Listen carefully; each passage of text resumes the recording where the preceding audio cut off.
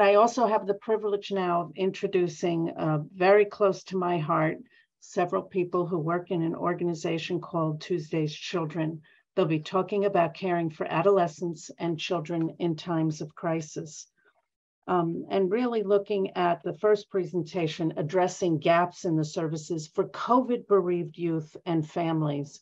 This is an extraordinary issue and one that continues to affect us all, as it has for 3 years now. COVID has affected the world socially, economically, and psychologically, deeply, deeply. But perhaps the most severe impact has been the staggering loss of life. Since the start of this pandemic, as I'm sure many of you know, worldwide, there's been a loss of 6 million lives.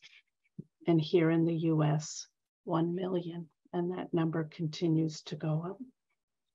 In Tuesday's Children, there's been a loss of 1 in 5 of the families that they serve. Over 200,000 children in the US have lost a parent or primary caregiver in the pandemic. I was just speaking with 2 children this morning who lost their primary and only caregiver to COVID. So we know that this is the experience that many are having here in the country, and Tuesday's Children is an organization that's dedicated to focusing on and working with those who have been affected by various traumas, from starting in the 9/11 era to moving to working with our military families and to other families who have children who have lost parents. The history of Tuesday's Children is extraordinary. I know that you're able to read that in our program, and I'm sure that Sally and Ellie will talk about that. Catherine, rather, will talk about this, so I will let them do so. But it is my pleasure to have been working with them and know them for these past 20-something years, my goodness, and allow them to talk more about what Tuesday's Children does. I'll start by introducing our first presenter, Catherine Allard. Thank you so much for being with us here, Catherine. Catherine joined Tuesday's Children as the COVID-19 response manager in January of 2022, bringing over 10 years of experience into the field of public health. In the past decade, she's worked with hospitals, not-for-profits, government agencies, both domestic and internationally, and brings her passion about keeping communities safe and healthy and connected. Prior to Tuesday's Children, she was assistant director for the country's one and only DOE Situation Room, the command center for New York City's public schools' COVID-19 return to school operations. What a job, my goodness, Catherine. She's worked overseas in the special needs schools in Rabat, Morocco, and completed community health needs assessments in Port-au-Prince in Haiti, programming for the Weinreit program in San Antonio, in Texas, and the US-Mexico border. She's also developed childhood health and wellness programs for immigrant families in Sunset Park, Brooklyn, yoga therapy programs for women with cancer and chronic illnesses in Bay Ridge, Brooklyn. It's a pleasure to have you with us here, Catherine. So let me turn it over to you and welcome you today. Thank you so much, April. Good morning, everyone. As April mentioned, my name is Catherine Allard, and I am the COVID-19 Response Program Manager at Tuesday's Children. Sally is going to start us off today. So I want to say good afternoon to Sally, who's joining us from the UK. And are our slides visible, or are we going to have to share screen? I think you should be able to share screen, Catherine, according to the chat. I should be able to. Let me jump back in and introduce Sally, please. I'm sorry, Catherine, I had you as our first speaker. In addition to being a close friend and colleague after all these years, Sally Lynch is an extraordinary program developer and manager, and someone who brings such heart and grace to this work. She's the Senior Program and Development Consultant at Tuesday's Children, with 2 decades of experience serving families of 9/11 victims, responders, survivors, and post-9/11 military families of the fallen global victims of terrorism and communities impacted by mass violence. She's also the principal researcher and author of Tuesday's Children Evidence-Based Long-Term Healing Model. This is one of the very few, if like a handful of models that have been focused on long-term healing, especially in the aftermath of large-scale disaster and terrorism. It's a 5-module training curriculum, and it's extraordinary. She's provided customized guidance in the aftermath of terrorism, mass violence, and traumatic loss to many, many service providers, community leaders, and survivors in US and internationally. As we know, obviously, she's coming to us from the UK today. She facilitates cross-cultural resource and idea sharing, working with the UN, working through Tuesday's Children Peacebuilding Initiative, the Common Bond, which is an extraordinary program for youth that's been going on for 20 years and really brings a gift to youth who have lost a parent. She works with the Department of Homeland Security, the New York Life Foundation. We could go on and on. You can see that in her bio, but it's really near and dear to my heart, and a privilege to also say thank you and welcome to Sally Lynch today. Thanks for being here, so Sally. Thank you, April. We're so honored to have you as our host today. And I'm honored to have your friendship all these years and just have you as a resource and a mentor. You're really incredible. Catherine, are you able to share screen? Okay, good. So Catherine's going to pull up our slides, and while she's doing that, I'll just kind of start talking a little bit. Today, we'll be introducing you to Tuesday's Children's work in long-term healing. As April mentioned, we apply lessons from working with the 9/11 community, as well as communities impacted by other tragedies. So other populations we've served impacted by trauma, grief, and tragedy. And we use those to inform promising practices in community-based recovery and resilience. So today you'll hear about some of the ways that we've adapted our programming specifically to meet the emerging needs due to the pandemic, as well as some of the things that we're learning along the way. You'll hear about our new COVID response program to meet unprecedented needs in childhood and family bereavement. And we want to thank Vibrant for this wonderful opportunity for convening so many incredible sessions. We're really looking forward to connecting with those in the audience who are tuned in today. You can go to the next slide, Catherine. So to start, I'll give you a little background on our organization. Tuesday's Children provides a lifetime of healing for families who have been forever changed by terrorism, military conflict, or mass violence. Our initial service population, more than 20 years ago, was the 3,051 children who lost a parent and all the families who lost a loved one on Tuesday, September 11th. We later expanded to include other populations as their needs were emerging: first responders who responded after 9/11 and their families, global victims of terrorism, military families of the fallen, as well as local communities experiencing traumatic loss. And the devastating emotional impact of 9/11 is really what fueled the creation of our organization.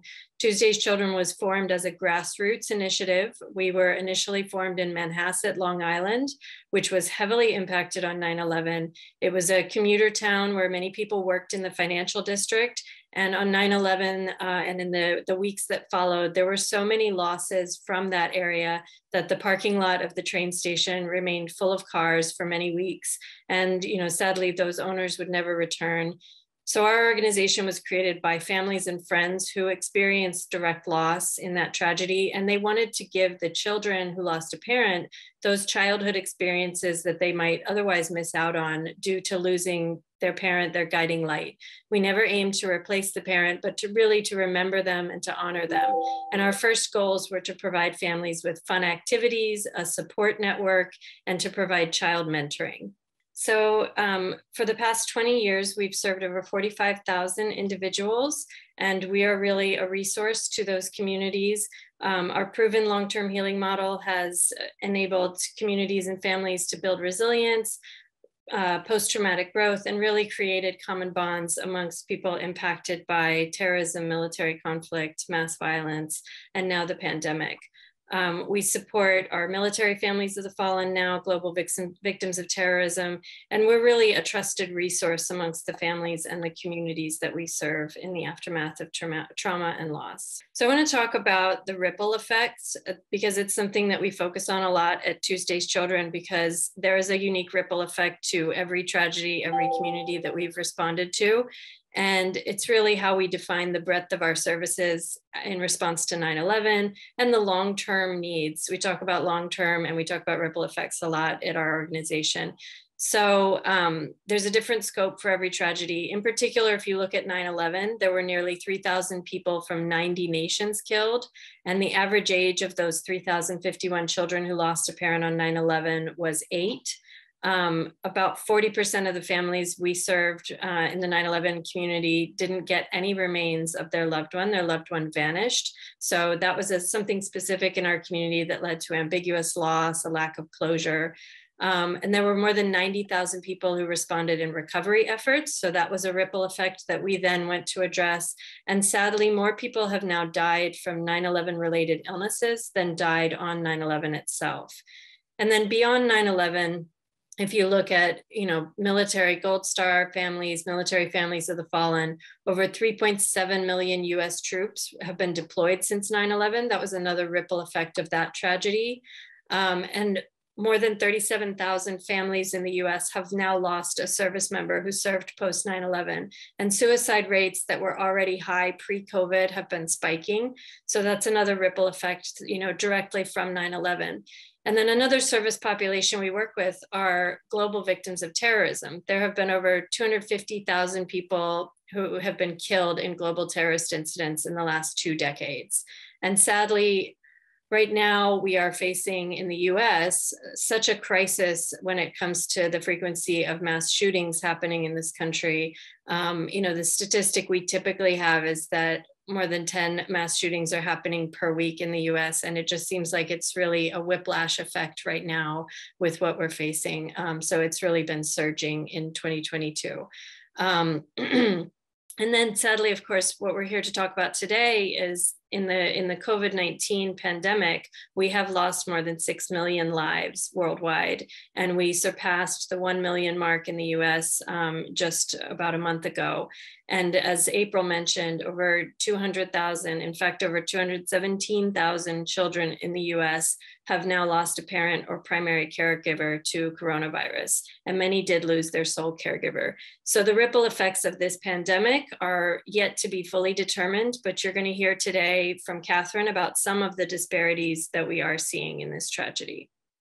And you can go to the next one, Catherine. And what we do know is that incidents of terrorism, traumatic loss, and wide-scale grief like the pandemic have a profound emotional impact. So the sudden nature of loss, and with the pandemic, some of the contextual factors of loved ones not getting to say goodbye, really does have a defining characteristic in their grief. And these emotional and even, in some cases, the populations we serve, physical wounds can take longer and be more complicated to heal. And there is never a defined timeline for healing, but we can recognize certain common bonds in these situations across the populations we've served. Social isolation is something we look out for. Many families have that fear of being forgotten and disrupted family dynamics. And some of these are amplified with the COVID bereaved families as well. Next slide. So our approach centers around building trust and building a nurturing community.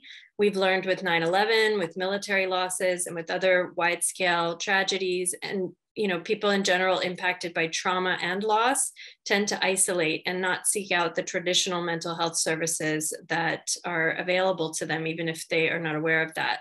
But programs like Tuesday's Children that build community, reduce stigma, and build trust have had success in engaging those vulnerable groups. So some of the lessons that we've learned along the way, you can see on this slide here. I won't go through all of them, but it is important to commit to the long term and make people know that you're there for the long term, and bring programs to them, adapt your programs, make sure you're using proven models, but that you're focusing on their specific needs.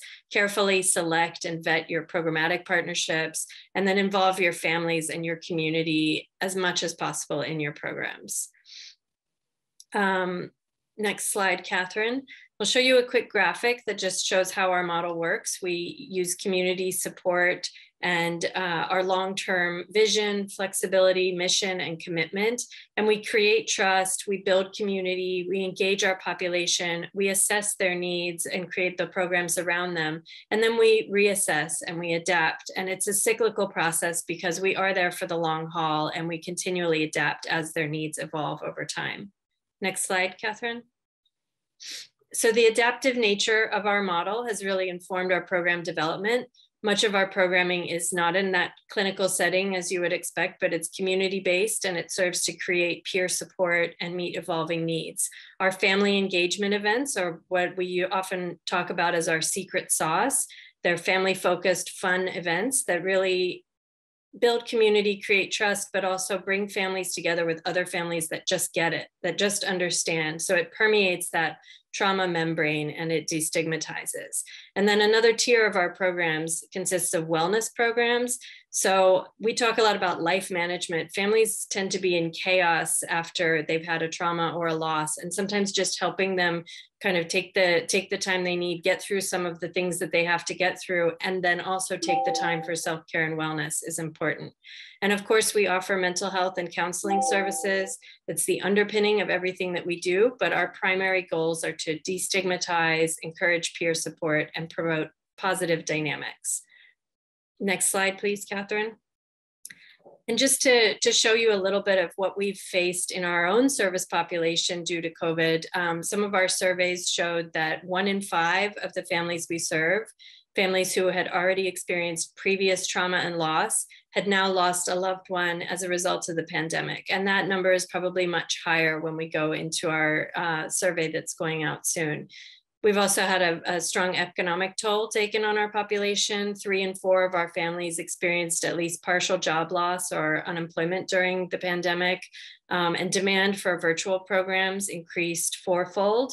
And we did note that 90% of our families said that those virtual programs helped them alleviate some of the isolation that they were facing. On to the next slide.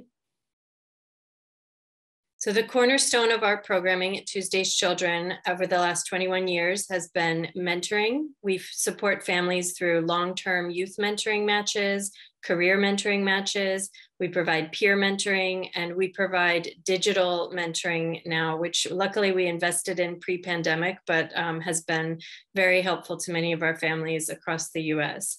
We pair children who've lost a parent or a sibling with adults in the community who can really understand their loss.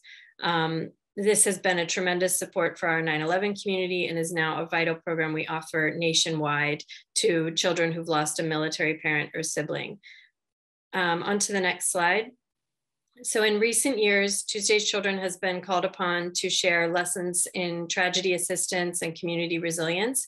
We do have a separate website and online toolkit on long-term healing that features free training resources, other tools.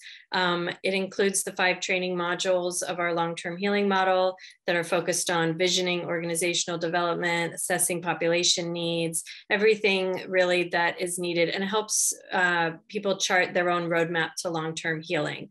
We will soon be revealing a revamped version of this site with some improved functionality and additional resources. And then that brings us to the establishment of our COVID response program, which was in partnership with funders who wanted to apply this model to address emerging needs in family bereavement. So I want to hand it off to Catherine now to talk about that program more in depth and go into some of the needs we're seeing. Thank you, Catherine. Okay, so Tuesday's Children was recently funded by the New York Life Foundation for a 3-year project to build capacity for key sectors that interface with children and families to address COVID bereavement. So Sally and I will be doing trainings together to identify gaps in bereavement support in sectors like education, healthcare, community-based organizations, faith-based organizations, and the corporate sector to make sure there is a framework to support the more than 217,000 children who have now lost a parent or primary caregiver to COVID. So please reach out to us to learn more as this impacts all of us, and we welcome any collaboration to tackle this challenge. Next slide, please. A recent study estimated that worldwide 7.5 million children have lost a parent or caregiver to COVID-19. The report compared the number of children whose parents or caregivers died in the first 14 months of the pandemic, which was 2.7 million children. And they compared it to those affected in the next 6 months and found the number nearly doubled, reaching 5.2 million by October 2021. So to put that in context, during the HIV/AIDS pandemic, it took 10 years for 5 million children to become orphaned. And this grim milestone was reached after just 2 years of COVID-19. Next slide, please. As of May of this year, as I mentioned, more than 217,000 children in the US have lost a parent or co-residing caregiver to COVID-19. Of them, 96,000 lost a parent, 84,000 lost a parent, grandparent caregiver who lived in home, and more than 16,000 lost their only in-home caregiver.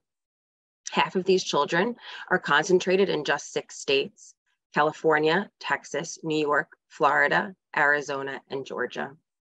The trauma of losing a caregiver can have lasting effects and lifelong impacts, such as increased rates of depression, anxiety, and PTSD, increased use of substances such as alcohol and drugs, and reduced rates of employment and educational attainment. This is why it's important to identify these children and intervene sooner rather than later. These losses disproportionately impacted children who are already vulnerable, including children who are facing social and economic adversity. The adversities that children might have been facing prior to the pandemic and prior to caregiver loss makes resilience through this tragedy all the more challenging. A child may not only be losing a parent, but a family may be losing their sole breadwinner. A child may have to move, change schools, or experience homelessness, which adds to cascading negative consequences and increased risks of long-term effects. Non-white children lost caregiving adults at a higher rate than their white peers.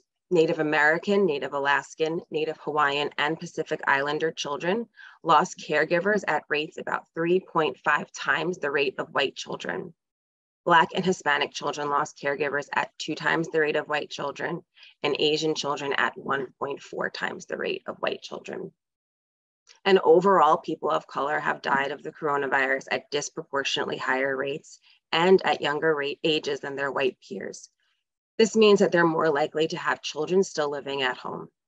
Children of color are more likely to live in multi-generational households in which grandparents play larger caregiving roles. The disproportionate impact of the pandemic on low-income families of color also makes them less likely to have the resources they need to weather this tragedy. Non-white populations have increased barriers for access to healthcare and health insurance and less opportunities to work from home. Next slide, please. So Tuesday's Children, as Sally mentioned, is has home in New York City and Manhasset, Long Island. So New York City is very near and dear to our hearts. And during the pandemic, over 40,000 people died of COVID in New York City. New York City was hit harder in March and April in 2020 than any other city in the country that has been during the entire pandemic. At the height of this outbreak, a New Yorker was dying of COVID almost every 2 minutes, and nearly 800 people per day. That rate is 5 times higher than the city's normal pace of death. 8,600 children in New York City have lost a parent or caregiver to COVID. This staggering yet largely hidden toll of the pandemic affects more than 1 in every 200 children. This is nearly double the rate across the country. Based on county by county data, 57% of parental deaths were concentrated in just 3 boroughs: the Bronx, Brooklyn, and Queens. The racial disparities in New York City are also more pronounced compared to the rest of the country. Across the US, as I mentioned previously, Black children are 2 times more likely to lose a parent or caregiver to COVID-19. Here in New York, they're 3.3 times more likely to suffer that same loss. Few other events in the city have resulted in so many children losing a parent. More than 20,000 children lost one or both parents in the 1918 flu pandemic, and 3,051 children lost a parent in the September 11th attacks. Next slide, please. So the greatest investment we can make now is addressing the needs of children who have experienced loss. As mentioned earlier, Tuesday's Children was funded by New York Life and Brave of Heart for the COVID-19 response program to build capacity of key sectors to address the unprecedented needs for childhood bereavement. As part of our 3-year program, our organization is offering capacity building for educators, healthcare professionals, community-based organizations, policymakers, and institutions that are seeking to provide bereavement care and promote long-term healing. We are also offering peer support and community and civic engagement opportunities for families impacted by these losses. These programs and resources will play a much needed role in protecting children and their well-being. In addition to our grant funds, we are leveraging our collaborations with our partners such as Marked by COVID, the COVID Collaborative, and Mentor to ensure tangible solutions for the healing and recovery from the worst public health crisis in our history. Next slide, please. So these are just some additional resources we wanted to share with you. We have family-focused tip sheets, which have been translated into multiple languages, and our online toolkit. In November 2021, we submitted a joint letter to the Biden administration with Mentor outlining the long-term needs of COVID-bereaved children and advocating for more support and youth mentoring opportunities for them. We've also included some of the resources available from our partners in this project, New York Life Foundation, the COVID Collaborative, and the Brave of Heart Fund. Next slide, please. We also hold an annual forum and speaker series around lessons in recovery and resilience. This March, we held our first of our 2022 speaker series, and this was on the topic of developmental perspectives on childhood trauma and grief. On May 17th, we held our annual forum, which was virtual and included a panel of experts, a panel of survivors, and multiple compelling keynote speakers. While we have opted for a virtual format for the past few years, previous events have been hosted at Fordham University, the Orlando Museum of Art, and the Ford Foundation Center for Social Justice. We are grateful to our keynote speakers and our panels of seasoned experts and resilient survivors who provide their incredible perspective and experience to these events. We also would like you to please save the date for our next upcoming event, Peer Support in the Wake of Traumatic Events, which is taking place on June 23rd. All of our events are free, so please reach out if you're interested in learning more, and you can sign up for our newsletters to stay up to date on future opportunities. Next slide, please. So here are just some of the ways you can help us in our mission. You can become a career mentor or help us identify other mentors and volunteers. You can support our mission as a donor, and you can sign up for alerts, follow us on socials, and reach out for collaborations and resource sharing. Next slide, please.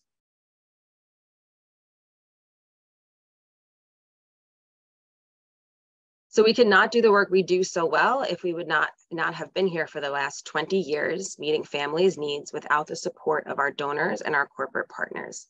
So this slide just shows some of our key partnerships we've maintained and established to support our expansion efforts and impactful work on behalf of communities and families that we serve. Next slide, please. So we encourage you all to visit our website to learn more, to follow us online and on social media. And please feel free to reach out to me or Sally directly. We are honored to continue to do this work, which we really wish was not needed. But our families teach us the most about the needs of individuals impacted by trauma and loss, and we will continue to keep the promise of these living memorials. Thank you so much, everyone.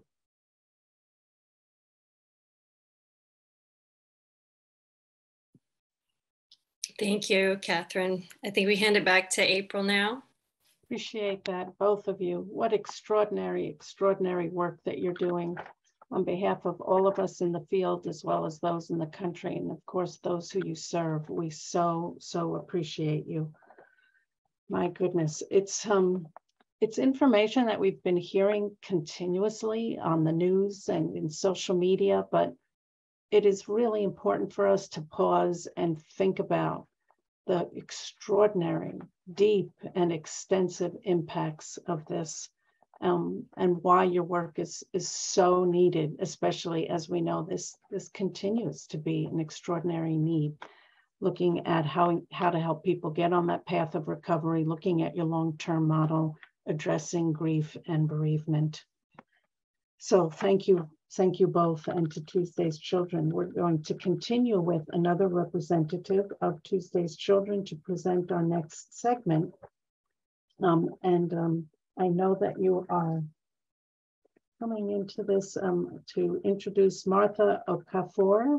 Am I saying your name correctly, Martha? Great.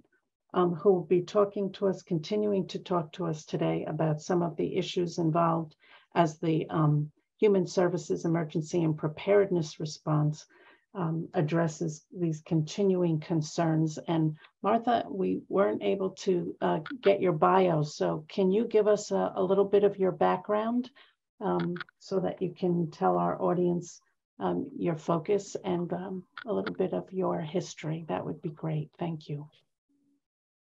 Okay, thank you, and good morning. I really appreciate this opportunity to join amazing symposium that we're having. Just quickly, I work with Health and Human Services, and I work in the immediate office of Assistant Secretary of Administration for Children and Families as a senior advisor to the Office of Early Childhood Development.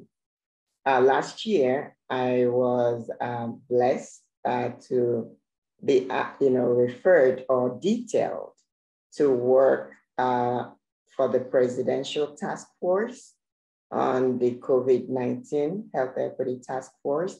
And I served as the Executive Director for the Presidential COVID-19 Health Equity Task Force.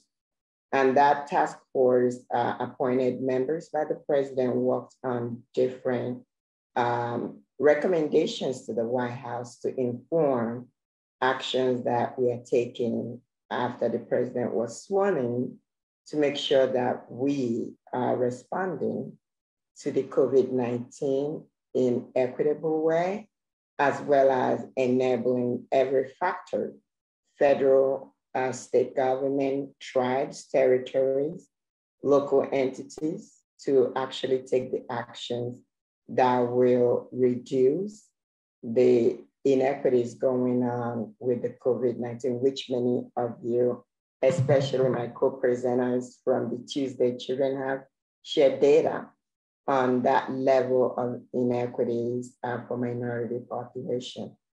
I am so happy to say that the task force provided more than 320 recommendations to the president. And I'm happy to say that 82% of those recommendations that actions we are taking on them, even while we were working. Everything is now finalized or done, but at least actions we are taking on 82% of the recommendations. Out of them, 55 recommendations were prioritized for federal government agencies to take actions and implement. So with that in mind, let me share our slide deck, which I will be talking about that work that I just mentioned that was done. At the same time, this presentation will be both ways. So I will talk about the recommendations, what the president did. At the same time, I will also speak about what the agency that is my parent agency that I belong to, what we are doing to take action. I'm supposed to have a co-presenter, a dear colleague, Natalie Grant, who is the director of our Office of Human Services, Emergency Preparedness and Response, since I'm back now to ACF, my parent agency, but unfortunately she's not well this morning. So I will try my best to present on both work that we are doing. As I mentioned, with the COVID-19 Health Equity Task Force, that work was in response to the Presidential Executive Order 13995, which he signed immediately after he was sworn in. And I was fortunate enough to be the executive director for this work that generated a lot of actions that we're taking last year. There are 4 key outcomes that you need to have in mind, that all the work that the task force that work behind the scene, we're trying to accomplish, that we see communities as experts that should be working with us to generate solutions on the ground. The second one is to make sure that equity, health equity, is centered in what the federal departments, agencies, offices are doing, as well as how the federal government funds states, tribes, local governmental agencies, that equity is centered in our processes, policies, and practices. Another one, to look at how do we use data to accurately represent populations so that incomplete data will not be an excuse for populations to be invisible, thereby their sufferings and their burdens being also invisible to what we are doing. And in this case, we also engage non-governmental entities and academics to be part of the solution. The next outcome that we focused on was the outcome about making sure there is equitable access to high quality healthcare, which included behavioral health. So I wanted to give you a snapshot on the behavioral health, recommend some examples of them that are critical to this topic that we're talking about. The first one was the idea about the federal government making sure that we collaborate with trusted partners, like I mentioned, to have a standard way of addressing disaster-related behavioral health. I know that some of our sister agencies like SAMHSA have already established a unit that addresses disaster behavioral health, and other agencies, CMS, our Center for Medicaid and Medicare Services, and others are looking at how do we come up with standards that will enable everyone to access comprehensive, not only treatment, but starting with prevention and also support services, and also to include people that have intellectual and developmental disabilities in how we frame a comprehensive services that will not only allow people to be well emotionally, but also will allow people to thrive as we look at the substance use and the long COVID effect, which is the sequelae of the symptoms that people experience after being infected with COVID-19. The next was really to look at how do we create a continuum of care on behavioral health intervention. And this is where the model should include cultural responsive care. It, for example, will be as we think about our tribes, how do we engage even the tribal leaders and some of their traditional healers as part of the behavioral health treatment providers? And how do we also look at using different approaches, effective jail diversions for people that are in congregate settings like prisons, harm reduction kind of approach, as well as innovative treatment for substance use disorder, including mobile crisis management. And one could be looking at school being a hub for also integrated kind of services, so that we are bringing in the head as part of the body. When we think about health, it's not just the medical, but the head is also part of the body, and we should look at it in a holistic approach. Another one was, if we are moving into this holistic integrative approach, what about the payment? Because you know, money talks. So the question is, do we have parity in the way that we pay for medical services as well as behavioral health services? And where do we have the disparities or lack of parity in the payment? And how do we begin to look at both as being equally important? The next one that I felt that would be important for us, and is really the recommendation for government to strengthen broadband. As you heard from my colleagues that presented before, a lot of people during pandemic were seeking the virtual or telehealth or telemedicine. But the problem is that we have digital divide, whereby the population that are carrying disproportionate burden of inequities are also the ones who have digital divide and cannot afford to have the Wi-Fi or internet access or reliable database in order for them to access the care that is so much needed.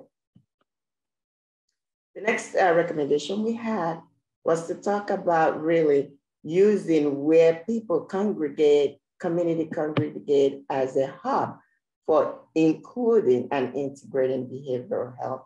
Could be like YMCA, school centers, but looking at even, especially our school, creating a full service community school system whereby we can integrate not just behavioral health in terms of care, but also the determinants of this trauma and the stressor that actually leads to those mental health distress, like food. We know that people, when with the level of hunger and food insecurity and nutritional health insecurity, that stresses a lot of families, as a result created a lot of distress that caused mental distress for children, including distress on utility bills and families losing their jobs during the pandemic. I want to use a moment to share with you. So with all these recommendations that were presented and the White House is asking the departments to do, what then are we doing? Because it would be important for us to think about what we're doing.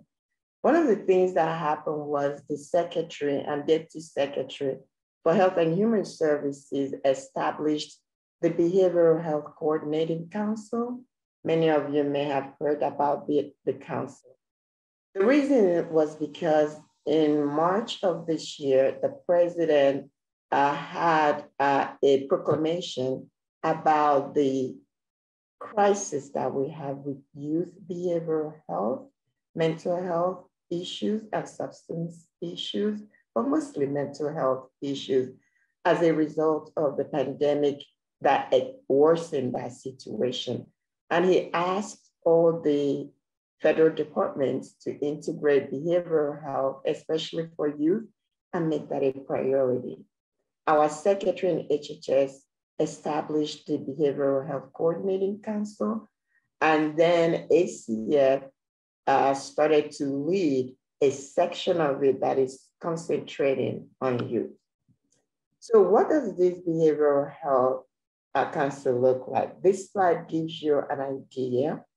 Our secretary, Sarah, and the deputy wanted us to include this in not just our healthcare agencies, but social services, our elderly services, our childhood, early childhood, and children services, to make sure that it's not only that we address the access issue, we address the cultural appropriateness and the patient-centered work. Examples, and like I mentioned, our ACF started to lead the subcommittee on children and youth. And I wanted you to see an example of our key areas that we are focusing on: stigma, trauma, access, prevention, engagement of family and caregivers, as well as the engagement of the youth, the youth that are experiencing that lived experience, and also to focus on resilience and address the workforce. This, again, is in response to the president's proclamation of Unity Agenda. So what are we doing in ACF? For example, we made behavioral health one of our strategic priorities. And our goal, our aim is to support families to better prepare them to be able to help children, youth that are going through disaster, emergencies, and other disruptions like adversities of life by strengthening their recovery and promoting resiliency. We felt that we'll begin with our ACF staff by actually training them on fundamental skill set and knowledge, and we're using the psychological first aid. As many of you know that have used psychological first aid, The traditional one takes 5 hours to 6 hours. And we know that that will be a challenge. So we are creating an abridged version that is not more than 2 hours. And it will focus on the same core competencies that all of you are aware of. And we are focusing on closing a gap because we don't have psychological first aid for children. So this will close the gap, looking at children up to 11 years old. And our tenets or principles are the same, looking at sense of safety in the midst of disaster, calming and comforting, social connectedness and connection with services and resource and support, and looking at self-care of even the parents, the caregivers, and those that are serving the children, and also self-care for community-based workers that are working, and also providing hope and giving sense of optimism, which is that resiliency for the future, for the children as well as the family. Our second solution is to create a guidebook, which we just started to do with best practices and resources that our grantees and also communities we serve will be able to use. So this is our first one that we are piloting right now, supporting young children during emergency and adversities. And these are those kind of elements and principles that I mentioned that we are addressing. And our guidebook will be ready by end of August. This concludes our presentation, and I'm here to take any questions. As I mentioned, is a snapshot. We also have our Children Bureau, who had already created video clips on the importance of behavioral health, especially for children that are on the child welfare systems, and also for foster parents, kinship care, as well as adopted parents, and our grantees and communities to know how to weave in the social emotional well-being for children and youth. Thank you. Thank you, Martha. This is extraordinary, extraordinary work. We so appreciate all the efforts of you and your colleagues, and for everyone in the audience, as I'm sure you're aware, the psychological first aid is the evidence-based interventions for us to provide in these circumstances. And we do have a question for you, Martha. Is the revised PFA accessible and inclusive? So we are working on it. Like I said, we're piloting it now. And that is one of the things is, as we're talking about the inequities, how to make sure it is accessible. In terms of inclusive, yes, we reflected also the diversity of different people and diversities of disasters. So it's not just natural, but man-made, including even the shooting that we had. And divorce in families create trauma for kids. So it's that inclusive and diversified the way we are revising and abridging it. Not to exceed 2 hours. That's the only thing that we're trying to struggle with. Yeah, because it's a lot of information, and to really help people to understand the need to be flexible around the accessible and inclusive issues. Culture is, one of the most important and most difficult things that we have to connect with our audience and make sure that we're serving the communities in the way that they need to be served. I have a question let me go. There's one question here for Tuesday's Children. I don't know if Sally or Catherine can answer this, probably either one of you, but I'm sure Sally can. How did Tuesday's Children get its name? Sure. So many people may not know or may not remember, but Tuesday, September 11th, it was a Tuesday in 2001. And in New York, it was a just brilliant blue sky. And anybody who was in New York would remember that day in particular because it was a cloudless sky and just such a gorgeous day. So it happened on a Tuesday. And the name Tuesday's Children is kind of referencing the nursery rhyme that is Monday's child is fair of face, Tuesday's child is full of grace, Wednesday's child is full of woe, Thursday's child has far to go, and so on and so on. And it just is kind of referencing the future of children and making sure that we're there for them, whatever that may entail and whatever they may face. And you certainly have been, Sally. Thank you. If you and Catherine want to put your contact information in the chat box, and people are asking for yours as well, Martha, is how can they contact you to follow on with any other questions or concerns? And one other question for you as well, Martha, is do the recommendations that you've made include recommendations about children or adults with disabilities? Yes, it actually does include a tremendous recommendation on disability, and the way that disability is actually defined will be pleasing to a lot of advocates in this population. So I will encourage you to access it. Is public. The Presidential COVID-19 Health Equity Task Force recommendation with an implementation plan that the White House unveiled and they are using. Fantastic. We know that this has been a concern, as we saw in some previous large-scale disasters in places even like New York. The disabilities community had not been included as part of the planning and the preparation. And so there were great disparities in how the population was able to feel safe, to get to safety, and to be addressed. So we know that this continues to be a significant concern and are thrilled you're doing such comprehensive work.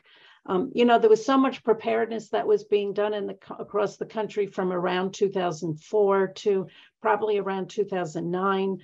The federal government had put money into regions coming together and bringing non-for-profits, responder agencies, the voluntary agencies active in disasters to the table together so that we could introduce people to each other and to the idea of more preparedness. But that money dried up. And so agencies have been doing preparedness planning on their own. And that's made it much more difficult. So to see an agency that HHS has designated like ACF to make such a strong move and put this type of preparation together is, again, pretty extraordinary, Martha. And thank you for leading that effort. It's a privilege to have you with us here today. And we hope that the audience will take advantage of reaching out to these contacts and to all of the resources that they've created. Please don't feel like you have to go and find everything yourself, though. These agencies have extraordinary lists of resources that directly address these concerns. So please make sure to access their websites and the resources that they've shared. Are there other questions for Sally or Catherine or Martha before we close up and move this segment over? I think there's one. No, I think we addressed everything. Well, again, thank you all for this segment of the symposium. It's been a privilege to have you. And again, we invite our audience to reach out. Folks have put their contact information in the chat box. And thank you so much, all of you, for joining us again today. And we'll certainly be in touch with you, unfortunately, as we continue to move through these events, both natural disasters and mass and community violence. So be well, and we hope you are able to continue to join us and enjoy the rest of the conference.